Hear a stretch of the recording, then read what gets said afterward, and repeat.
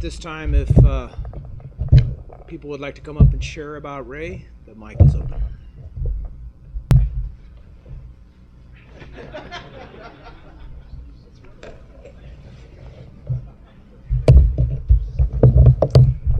Ray Garcia is with us. My name's Leon Garcia. I'm Ray's younger brother. And you can imagine it's an emotional moment for us and our family and a lot of you as well. So we'll understand what today is about. But it is tremendous to be here, to feel all the warmth, and to celebrate his life. You see, there's a common theme with the Garcia men. And with jojoba shampoo, there's always hope. I'd like to introduce our family here. Of course, many of you probably met my sister-in-law, Diana, and my brother's daughter, Donna, and Devin's one of his three grandsons here today. And then my sister, Nina, and her husband, Bob, the Sanders, are here, and my wife, Ava. And then one of our daughters on my side, Ava Kathleen, is here. So we're all here. So we could probably say good afternoon. Buenas tardes. Magandang hapon. I think that covers the language based in our family. I'd just like to share a few thoughts, maybe fill in some stuff on Ray. We know him as Raymond. Later in life, he preferred Ray. And the comments you hear about him in his career, his service, are reflected in the values of our family growing up. How would I say that first? We are ethnically mixed background. British mother, Mexican father. Go figure. So that was our background growing up. At a time when that was not common. And in an area where we were one of two families in Blythe, California, were ethnically mixed. So we felt a bit of that. I think it was my father's position as the town doctor. By the way, he had a specialty. It's called country doctor medicine. When you're in a small farming community, you have to do everything.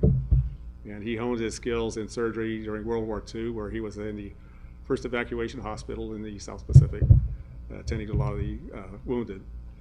So he had quite a skill set at surgery. But I remember going and visiting our family in South Texas, and it was Jim Crow was still very much alive, and we would go to places. We can't stay there, they won't serve Dad, he would tell us, or we can't eat in that restaurant, they won't serve me. I think our inspiration came from his family. Grandfather Rufino Garcia was county treasurer of Brooks County. And he was also on the first school board when they founded the town. And one comment that always left a burning feeling with us is they said they put the cornerstone on. Several of the townspeople and on the board said, well, we don't want that Mexican's name on that cornerstone. And a good friend of his said, well, if you don't put his name up there, my name's not up there either. But what the family learned with that was rise above it, rise above. Our father went to medical school during the Depression. You'd love this. The tuition at St. Louis University was $25 a semester. I think we've moved a couple of zeros on the end of that since then. But he was the first in his family to graduate from college. And I know Raymond was always very proud of that. The fact that in our generation, his and mine, and all the cousins, all los primos, there's 16 of us, and all but one had a college degree. Several of them doctors, lawyers, pharmacists, internists. That kind of set the standard for all of us. You may have noticed that my brother was a very passionate man about things, yes. You know, did he ever cut any of you any slack? He never cut himself any slack at all. Everything that he had expectations of family members, of you as his students or colleagues, he applied double to himself. And he was always true to that. Blythe, California. Well, how did we end up there? Many of you know where Blythe is. You're from Southern California, so you probably do. I'm a registered nurse. I worked at Knapp State Hospital for many years, and I finally had a therapist colleague of mine explain it to me. He says, obviously, as children, you did something very, very bad.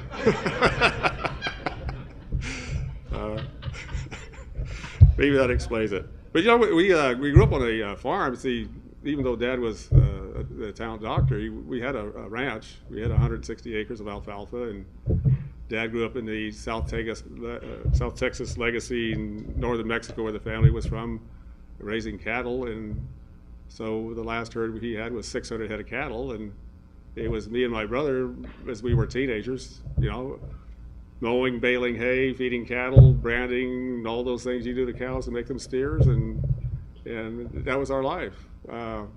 So we do the legacy of having to, of all that hard work that goes with it. Yeah, that's shaped a lot of our lives, I think. Mom was the surgical nurse. Dad was an intern here in Los Angeles. St. Vincent's Hospital is where they met. Love sparked, and then there were two of us, and then Nina came along later after the war years. Yeah. So we're a family that I think very proud of our heritage. I mean, it's interesting, you know, the British side, you know, very warm people, like all of them, but you know, it's a jolly good show. Good to see you. Have a spot of tea. You know, go visit the Mexican side of the family. Oh, the Russells and Bessels, man, you cry when you see you, we cry when you leave, and that contrast, I think, is always left with us an understanding of how to bridge those cultural gaps, those differences, and to rise above. And I know Raymond pushed himself very hard all through school. I explained at other times. We lived on two different planets. Dad built this huge house, concrete blocks, and Raymond and I helped him with it. But they decided the boys will have a room together, way on the other end of the house. Part of that was you see the pictures with the super soaker and you can imagine the pillow fights in that room when all the guys got together. I have a legacy here. There's a scar where I hit the bed frame one night. But contrasting personalities, well, you could describe my brother as a little bit OCD. Yeah, I'm a little more on the ADD side. See, I could see his office in my mind. I could see his structure for teaching in my mind. I retired as a nurse instructor, so I know a little bit how that goes together. His room was made military fashion. I mean, you could bounce a quarter on his bed every day. He was very proud that he could make a bed that tight. And his desk was always organized, book of the month club, 2-finger joints in on the shelf, order he read them in. And my side was like a bomb went off in it, you know. I had all the old broken down radios. I'd go out to the old military test range and bring in all the old shell casings. And it was a time I brought in that little sand snake from the desert, and then it got loose in the room and things like that. And that was our contrast. But I think fundamentally, being a younger brother, you know, you always got the point man out there ahead of you. So I think in some respects my life was a little bit overlooked, even though we grew up in the same town. He lettered actually in 3 sports: football, basketball, and track. Was captain of the track team. His record for the 440-yard dash stood for 27 years before it was broken. And I went out for track and ran the mile and finished every race last. But I have to tell you, my takeaway was I finished every race. So you learn to rise above. Interesting contrast in that. I think on the service side of it, and I hear that reflected a lot, and I also identify with that as well. Ray professionally was very committed to his work, and very much so to his students. Mom and Dad moved there, I think, in about 1946, right after Dad came back from the war. And whatever that bad thing was had to happen by then. So they were a team, surgical team. If they had to do a surgery, appendectomy, cesarean section, something like that, then, well, guess what? The conversation around the dinner table was all evening when we were sitting around. It was about the surgery they'd done. But the hospital went bankrupt and closed. So now they're doing home deliveries. So Dad had a portable surgical table that he'd had, like he'd used during in the Pacific Theater, on a trailer, and he would hook it up. And Mom had all her maternity packs that she'd sterilized in a pressure cooker way back in the beginning. And they'd haul off down the road and they'd go to some farmhouse. And all of us would wait in the car till we heard the baby cry, then we knew we were going to go home pretty soon. Couldn't wait till that happened. I once asked my dad, how many babies did you deliver? And he said, I don't know, maybe 3,000 or 4,000. You know, it's probably the population of Blythe at that time. That was our life, even to the point of service.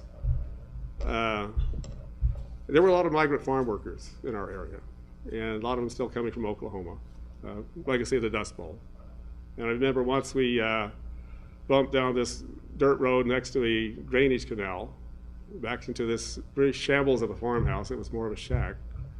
And they delivered a baby, a girl, and the family says, we can't afford to feed her. We already have 5 children. So they gave the baby up to my parents, and we took her home. And my mother, being the nurse, having worked, neonatal, she's cleaning the baby on the kitchen sink, and oh, we have a baby home. I think my sister thought that was going to be her baby, baby sister. And she slept in our room that night in a crib that we had resurrected again. My mother had a very close friend who was not able to have children. So they invited her over to the house. My mom called her and says, come on over, I got something for you. Oh, they thought maybe it was like, yeah, women's club thing. We're going to have a tea and whatever. And I could still hear the scream in my ear. I said, oh my God. So obviously, today's age, it's done very differently. But to say the least, the town judge was a close friend. And whatever the adoption procedure was, but they adopted the baby. And I thought that was one of his legacies that stayed with us. Mom was also president of the women's club in town for a term. And I remember before that, years before, my brother and I would be helpful with the Christmas packages, food packages would go out. And walk into many, many houses that had virtually dirt floors and cardboard walls for many families that we said, well, this is, my mom told me once, says, they served me a cup of coffee. And I have women friends in town who would say, this coffee mug is chipped, it's cracked, and they'd be offended. And my mother would say, I really love a good cup of coffee. There was a Mexicano family who my dad took care of for many, many years. Took in an orphan. I think he had leukemia maybe, but he was terminally ill. He was one of my classmates. And he passed away. And you can imagine the medical bill on that was enormous. But from my dad's cultural side, the Mexican cultural side, there's a great deal of honoring, being humble. El hombre noble es el hombre humilde. You're an honorable man is humble. And you respect human dignity. So she would come twice a year, Christmas and Thanksgiving, with a big cazuela de tamales. And he would say, thank you, your bill's paid. Honor the dignity of human beings. I think that's another big value our family had. I think another kind of a closing comment I'd like to make on my brother. Those 3,000 kids or more that my dad brought into the world.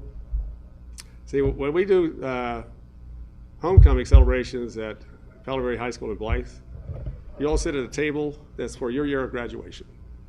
Okay. So starting about let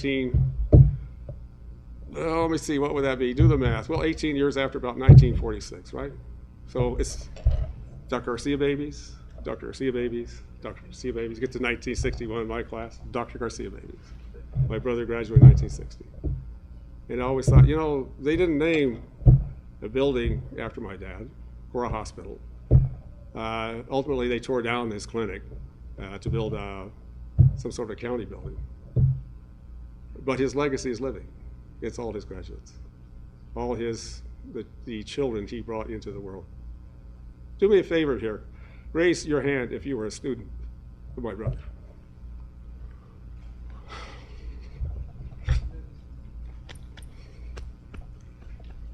Wow. De Almero Corazón. Muchas gracias. Straight in the heart.